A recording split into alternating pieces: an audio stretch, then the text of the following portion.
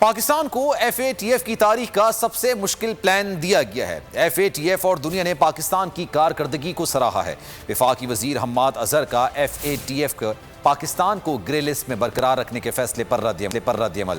Press conference میں کہا کہ ایف اے ٹی ایف نے پاکستان کے اقدامات کو سراہا ہے۔ پاکستان کو 7 نکاتی نیا ایکشن پلان دے دیا گیا ہے۔ حکومت نئے ایکشن پلان پر 12 ماہ میں عمل کرے گی۔